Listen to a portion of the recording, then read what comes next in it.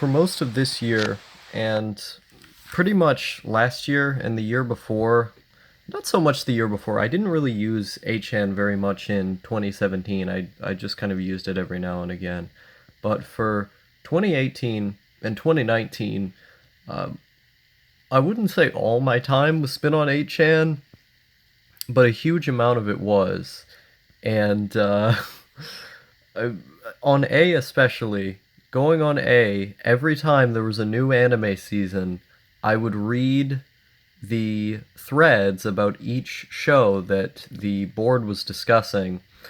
And as a new show would come out and they would talk episode by episode, they would get into these like gigantic debates with each other. It would always be people responding with these canterly 6 paragraph posts that at certain points it almost felt like blog posts of people either sharing their own experiences or debating with other people about these shows that were coming out. They would have random threads every now and again going back to a show from a couple years ago, where, like, in the anime community, people don't really watch shows that are a couple years old because by that point it's old news. You were probably around during the spring season or whatever it was of 2014, and you just missed that show. But because no one is talking about it anymore and it's not considered a classic, people don't watch it. At least with shows from the 80s and 90s, you can watch it and then kind of look cool.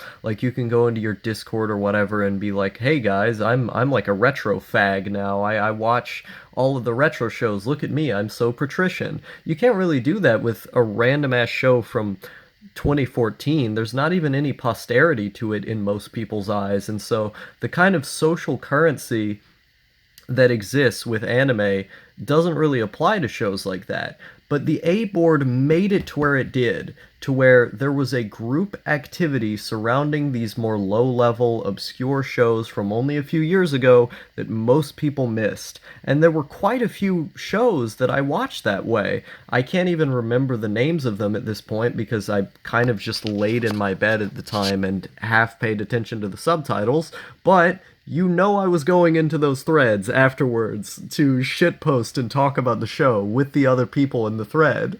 And like, I remember it would be like 2 a.m. and I would come and I would sit, in my wooden chair in front of my computer, and I would have just finished watching one of these shows, or at least watched like an episode or a few episodes of it, and I would log it into my Mal, and then I would go straight for the thread and I would start reading what other people were saying, and I would get excited about it because there was this special space just for people who really wanted to talk about anime. Like, if you go on 4chan's A board, a lot of it is just LARPers and summer fags, people who are like 15 years old who don't even really care about anime. They're just kind of there to post cool images they found.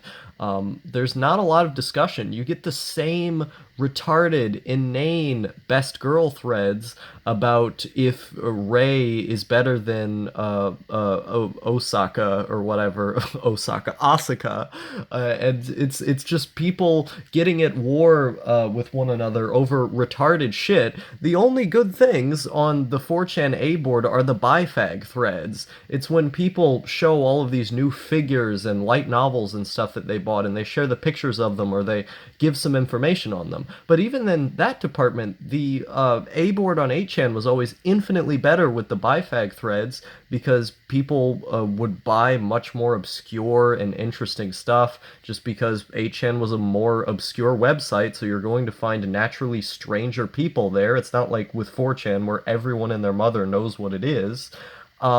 And also, you had more in-depth discussions, which is something that I think characterized the A board much more than it did on 4chan. Because on 4chan you had these like one sentence responses to things, these very overdone jokes. With 8chan, there was almost a sense of maturity to the A board. Like, the people who were here had been on image boards for years and years and years, And I always got that sense from a number of the other boards as well, where, yeah, you had like the teenagers like me who were just really edgy and got tired of 4chan because it's not edgy enough and wanted to find weird and interesting people. But you also had a lot of people who were like 27, 28 years old, who had been on 4chan when it had started out.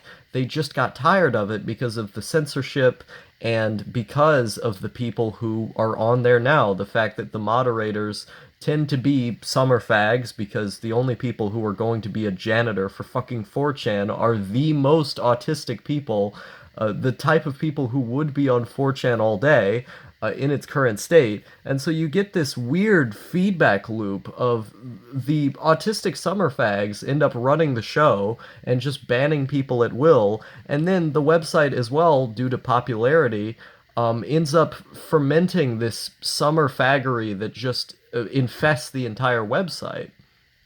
But 8chan, it felt more filtered. Like there was such a degree of edginess to it that a lot of the normies and these other folks just didn't touch the website. Or if they did, they were on B posting about furries or whatever. Yeah, I remember the furry invasion near the beginning of 2018 where the furries started ruining 8chanB because even like in late 2017, 8chanB wasn't that bad. But the furries had started invading and fur fagging all over the board, and there was this sense that like the normies were going to take over or something, and they kind of did. Like B stopped being as good up to the end of the website, especially in those last like 6 months. But I don't think most people go to 8chan for B anyway. Like I always really liked going on A. Some of my best memories online are just sitting in that chair, listening to some music. Usually it was gore shit. See, some of my favorite albums to listen to when I was reading image boards, whether it be Lane Chan, Obaway Chan, Sushi Girl, 8chan, or any of these other places, Tono Chan. I would listen to gore shit albums like Tomboyish Love for Daughter and what was it was Sweet Cake Apple something. I can't remember all of the names. I would put that on, which is basically noise music but with anime themes. Like they had all kinds of samples from different anime and they had these loud banging noise sounds in the music, and they would sometimes sample really funny clips from just strange external things that weren't related to anime but somehow meshed together in this package that was very otaku. I would listen to Ema Mouse, which Ema Mouse is a pretty similar. They call it noise denpa, which if you don't know what denpa music is, it's basically this genre of music in Japan. It gets shilled on JP. If you go on 4chan JP, the people have these denpa threads where they talk about the this genre of music that's made out of sampling clips from otaku centric media, anime, visual novels, this kind of thing. And what they do is that they build a beat around it. So you have songs that sound like they're being sung by anime characters, and you have samples from other forms of otaku media. Where it's sometimes considered dojin music, is that these fan artists just have these cutesy voice actresses sing the songs, or they just make these sample music. And so Ema Mouse, it was a noise denpa artist, and it was very very loud.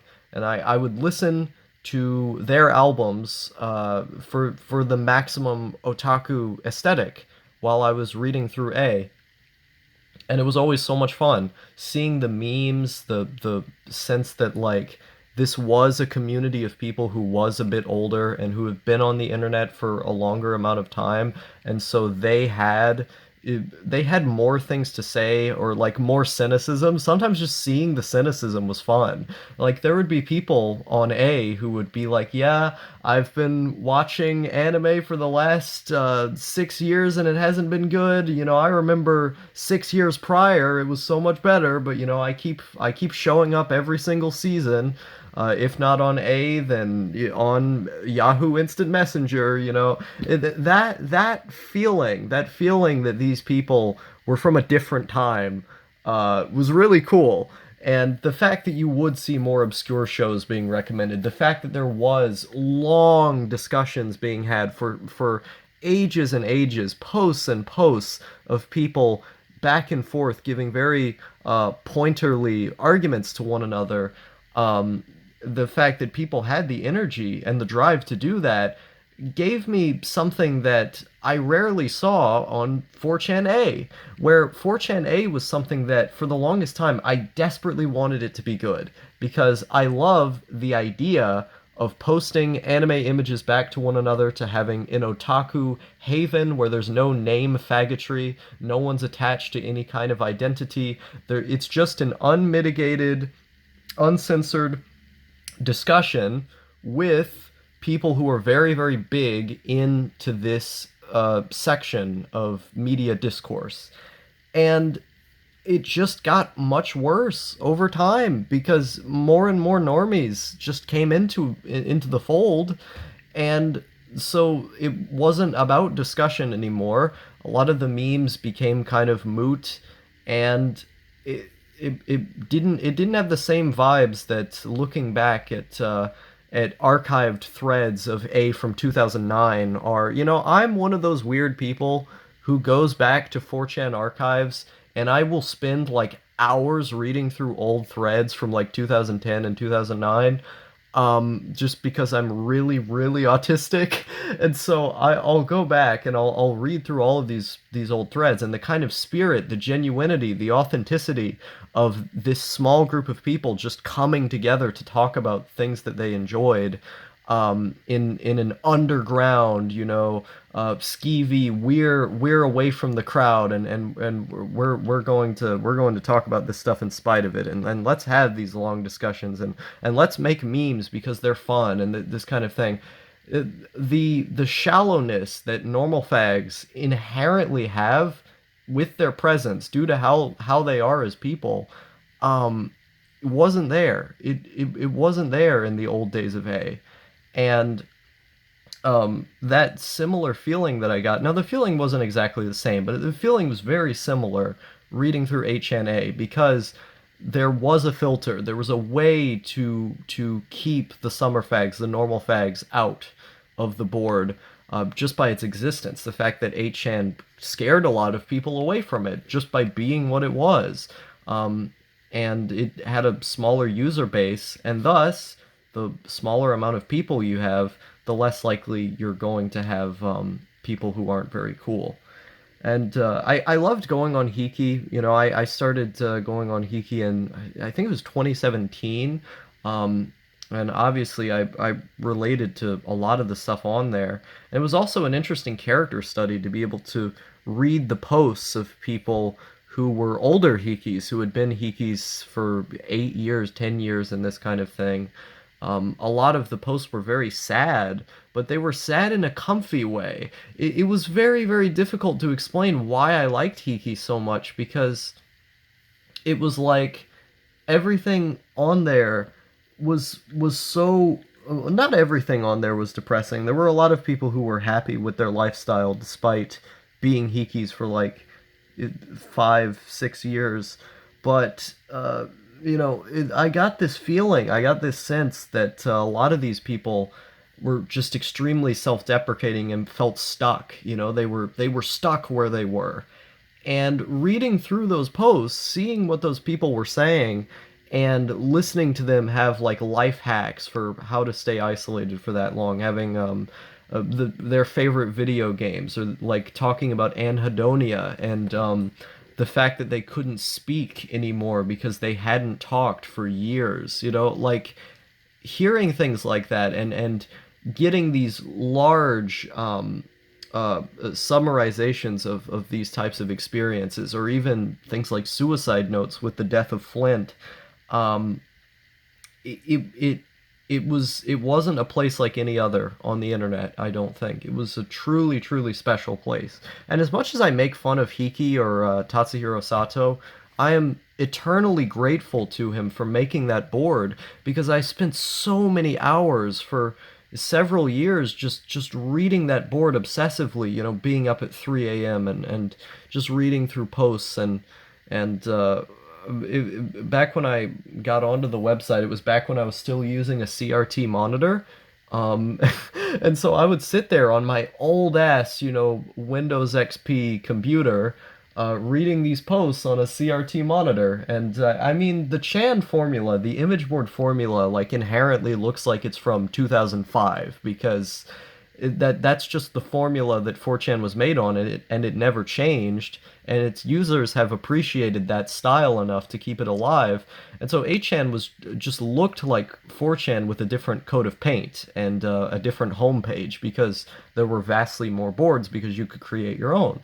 Um, and so uh, that feeling of like reading through Hiki while using such old hardware was such a distinct experience that I can't forget because it felt like I was in 2007 or something. And the vibe that the people who were talking there gave off was like they were from 2007. The types of links that they would share in the link sharing thread, the obscurity of them, how old they were, the types of things they would talk about, the way in which they would talk about them, and the fact that they did spell out "I've been like this for 10 or so years," always gave that sense that these people were not your typical internet netizens. These people were from a staunchly different era, and that continuity, that tightly knit sense of community that the board had, the fact that when people would get lonely, they would talk to one another on there, even though they were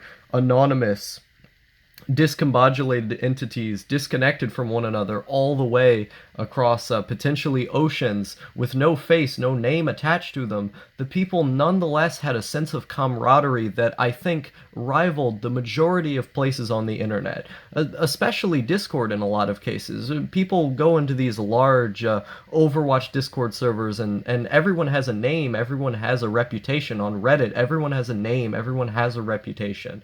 And yet, those people, the connections that are made with them are so much less genuine than the connection that is made to an anonymous post, to a funny, intriguing, or heartwarming post that someone made, whether it be 2 sentences or 100. Like, that feeling that you are comrades in arms, that you are friends, despite the fact that there is no face, there is no name attached to it. It's just an idea, a concept, a thought that you're speaking to, that you're engaging with, I think is far more special than however many upvotes you can receive on Reddit for having the most unique username or having the most popular opinion. This idea that opinions should be popular and that's the social currency that you're going to have has destroyed it, or at least is destroying the diversity of thought on the internet. One of the most amazing things about being on the internet is that you find so many different people with so many different perspectives, and that's part of being in a democracy. That's part of I mean, we say that we're a democracy, but look at what we're doing to the website now. Um, that's part of being able to engage with human beings, is being able to tell the truth, being able to stand for something even if you don't agree on what it is, being able to have different ideas and share them with each other and have those ideas stand on their own. When social currency is commodified to such an extent that now you can just upvote someone's post because you agree with it, regardless of how good it is, you begin to take away, you begin to denigrate the how special it was to be able to have to engage with an idea that you disagree with, to have to look at something that at first might have made you uncomfortable, but after you read it, you understand it a little bit more. To see a joke that was obscure but made you laugh, that meant something to you, that couldn't just be gone with the wind because people decided to downvote it so much, that people just decided to ban them from their server because they didn't like the same kind of furry porn that they did. This true anonymity, this unmitigated, uncensored environment, this radical free speech, I think produced some of the most authentic, some of the most genuine moments I will ever see on the internet. And whether it be Hiki with the long-winded old fag discussions similar to that of WizChan, although WizChan was significantly more depressing, I still go there. Whether it be the depressed 20, 19-year-olds on R9K talking about how much they hate women, or the long-winded and community-oriented discussions surrounding this season's anime or an old classic on A. These were the experiences that I really took to heart online, that I could not stop coming back to, that when 8chan ended up killing itself, um, that I wish I could come back to, and that to this day I miss. And it's those memories of trolling, of trolling other people on the board, or of reading through these long discussions of a show and being inspired to pick up the show yourself, and then sharing gifs with one another uh, from the most interesting parts in your eyes. Finding some of the most obscure and weird memes on the internet, finding some of the most obscure and weird people on the internet. These were the experiences that define the website for me. And those are the experiences that are going to leave it enshrined in my memory forever.